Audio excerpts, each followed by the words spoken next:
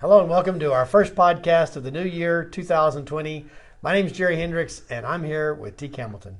Happy New Year, Jerry. Happy New Year, T. Did you have a good day yesterday? I had a great day yesterday. Well, tell me about it. We went to the Cotton Bowl and watched the Winter Classic and watched the Dallas Stars hockey play against the Nashville Predators, who we watched them when they were in the playoffs, and we watched them come from behind to win 4-2 in a crowd of 80,000 people. With all that information, do you realize that nobody cares about hockey? 80,000 people do.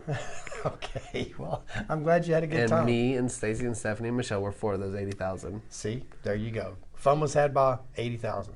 Yeah, a lot. It was fun. Okay, well, good. Well, you know New Year's Day is really known for football, right? Yeah, that's what I heard. So you went to a football stadium. I went to a football and a stadium. hockey game broke out. Yeah, I didn't. This is how bad I am with football. Did you know the Cotton Bowl is no longer hosted in the Cotton Bowl? It's in AT&T Stadium. I'm not even going to call it Jerry World because Yes. Apparently that's been a while now. It's been going on for a while. So that tells you my involvement with football. That it had to be announced there that they didn't have it for me to realize. You also found out that the Cotton Bowl is where the Dallas Cowboys used to play. Yes, and that there was another team, the Texans, played there before they went to Kansas City. Right. So I learned a lot of trivial information. I'm good. I'm glad you're back. I did see the Hall of Honor, though. And Ricky Williams dropped the ceremonial puck. He UT grad, right? Yeah. There you go. He dropped the puck. The ceremonial, him and Troy Aikman both dropped ceremonial first pucks. Huh. Troy Aikman wore Must sunglasses. not have been busy that day. It's Ricky Williams. I don't think he's been busy in a long time. Well, I don't know. No offense, Ricky, if you're listening. So yeah, it was good. We had a good time, and we rode the train there, participated in that type of movement. It was good. Good. Well, it's Thursday. It is Thursday. It's the second day of the new year, the first work day of the new year. Yes. And so we got a full year ahead of us. Yes. What are you most excited about? Ooh, most excited about? Oh, goodness. The summer's always that energizing time for me. Those, just like the stuff we have in the summer. But more immediately, I don't know. Well, I thought you might have something in mind. You usually do. We did do some calendar planning the other day. We did. Just kind of laying things out, mapping it out, looking at how things look for the new year. And so it's always fun to turn the page and start something new. I'm always into the seasons that we do, like Lent coming up, those Right. type of things. Those are always big times for me. I enjoy those. So that'd probably be the thing coming up, Lent. I thought maybe that you would say you were excited about studying the book of Nehemiah. Oh, now that I think about it, I was just thinking, I'm excited about studying the book of Nehemiah. You asked me earlier today if we had done Nehemiah, and the answer was no. No. But I've talked about it for 5 years. And so for some reason in my mind, we'd We'd studied already it done it. because That you talk happens about to- so much. That happens to me all the time. No, this year I will have been here 5 years, Mm-hmm. served here 5 years, half the time that you have served.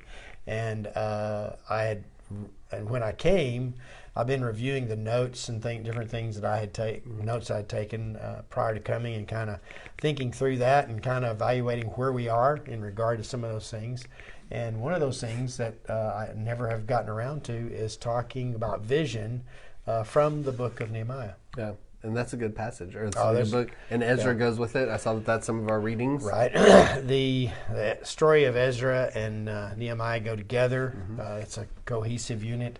When I'll be talking about the entire book, really just the first 2 chapters, which is really just kind of begins with Nehemiah's desire to see the walls rebuilt around Jerusalem, and his sadness, and then the planning that goes into actually seeing that begin to happen.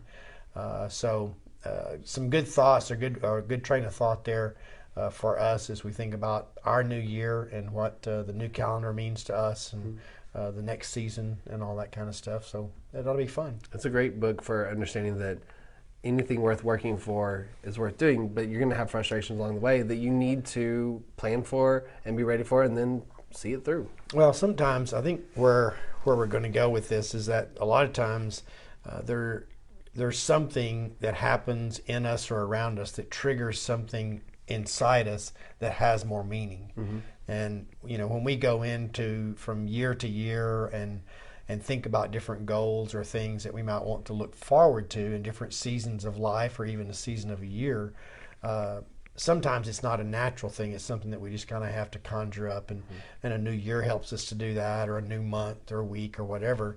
But occasionally there's things that happen in our world that get our attention, and once our attention is drawn to that, then we want to have some kind of response. Right.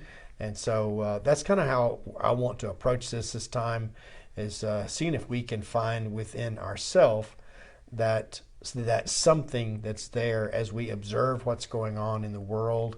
And when I say world, not just by watching world news, but in the world that we encounter, right, and that we're participants in, and seeing if God will create a nudging in us that has a higher purpose for us. So anyways, I'm excited about it, and excited to obviously get into those kind of discussions and conversations as we start the new year. This is a new series. It's not called Nehemiah. Are we going to tell people now, or are we going to wait and let them experience it? Because like the artwork's really good on it too. I'm excited about the artwork and the concept. Let's do this. Let's tell them what the series is not. What the series is not. Okay, it's not Advent. It is not Advent, and it's not Vision 2020. Right, which is our normal one. We decided we'd let the rest of the world do that one. Yeah. Every year, if we're going to tell dad jokes, they're going to be good dad jokes. If the rest of the world wants to do that, that's fine. So, did come up with a tweak on that, and a different way, I believe, to approach that for our conversation. Which, those are the kinds of things that lead to an ongoing conversation. Yeah, I believe. Well, so the answer is, you got to be here Sunday. You got to be here Sunday to participate. It's a 3-part series, and it is one of those that I would encourage people to catch or be a part of each one of those. And we prefer that you be here and experience that with us and joining that conversation with us. But if you do miss, then there are other ways that you can follow along and hear what we're talking about. Bring your journal, because there's going to be a lot of stuff you're going to want to write down. Right. Things God's going to show you during the day. Right. So I think it's going to be really good. Looking forward to it. Great way to start the new year.